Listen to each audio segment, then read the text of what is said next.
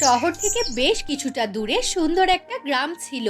সেই গ্রামে নীলা ও শিলা নামে দুই বোন বাস করত।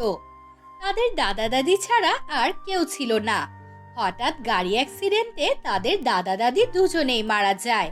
তারা দুজনে মন খারাপ করে বসে আছে, ঘরে কোনো খাবার নেই। এদিকে শিলা মিলাকে বলছে, নীলা, আমার অনেক ক্ষুধা লেগেছে, আমি আর না খেয়ে থাকতে পারছি না, আমাকে কিছু খেতে দাও। দেখ শিলা, আমারও খিদা লেগেছে, কিন্তু ঘরে যে খাওয়ার মতো কিছুই নেই। তোকে আমি কি খেতে দিব বল?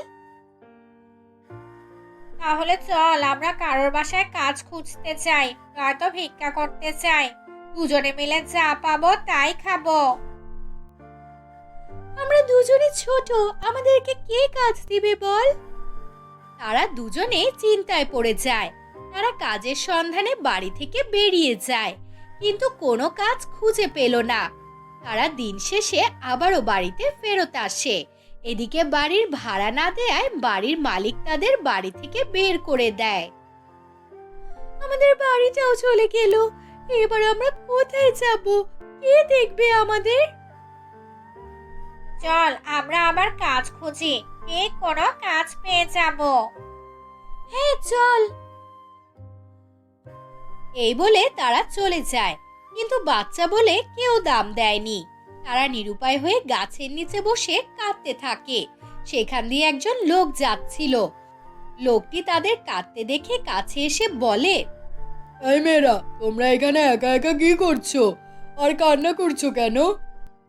আমাদের যাওয়ার মতো কোনো জায়গা নেই, সারাদিন কাজ খুঁজেও কোথাও কাজ পাইনি। এখন আমরা কি খাবো, কোথায় যাব?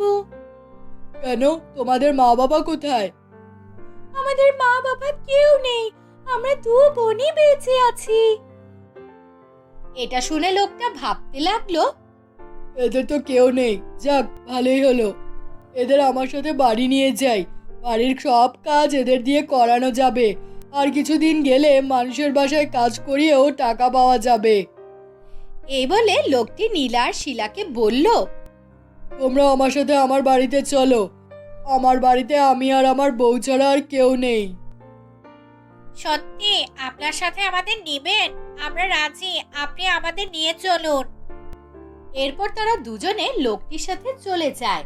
লোকটি তাদের বাড়িতে নিয়ে গিয়ে তার বউকে বলে, দেখো দেখো গিন্নি, আমি তোমার জন্য কাদের নিয়ে এসেছি।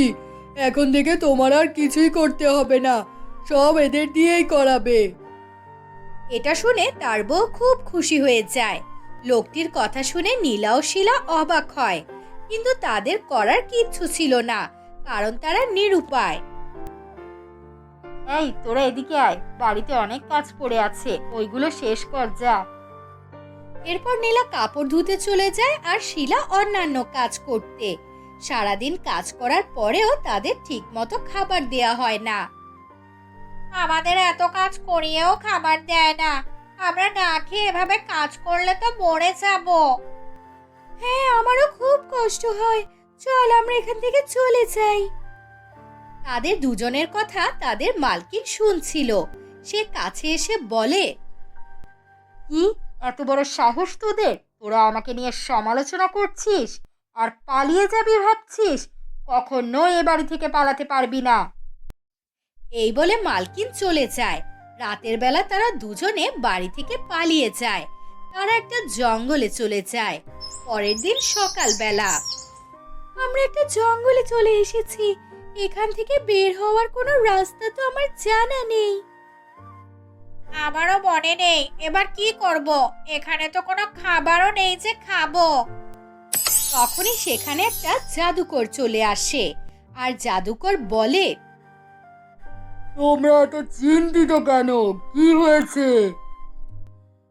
আমরা বাঁচার জন্য রাতে পালিয়ে এসেছি, কিন্তু এখন এই জঙ্গল থেকে বের হওয়ার রাস্তা ভুলে গেছি। তোমরা দুজনেই ছোট, তোমরা একা একা কেন এসেছো? তোমাদের পরিবারের লোকজন কোথায়? আমাদের কেউ নেই, থাকার মতো কোনো ঘরও নেই। একজন লোক আমাদের তাদের বাড়িতে নিয়ে গিয়েছিল, সেখানে নিয়ে সারাদিন কাজ করিয়েও আমাদের কোনো খাবার দেয় না, তাই আমরা এখানে পালিয়ে এসেছি। ও আচ্ছা, আমারও এই পৃথিবীতে কেউ নেই, তোমরা আমার সাথে এইখানেই থেকে যাও, আর আমি তোমাদের জাদুর রান্নাঘর দিচ্ছি, তোমরা যখন যা চাইবে তখন তাই পাবে। এই বলে জাদুকর তাদের রান্নাঘর দিয়ে দেয়, আর তারা দুজন জাদুকরের সাথে থেকে যায়। তারা রান্নাঘরের ভেতরে চলে যায়। আমাকে চিকেন খেতে দাও, জাদুর রান্নাঘর। এটা বলতেই সেখানে জাদুর চিকেন চলে আসে, আর তারা তিনজনই তা খেয়ে নেয়।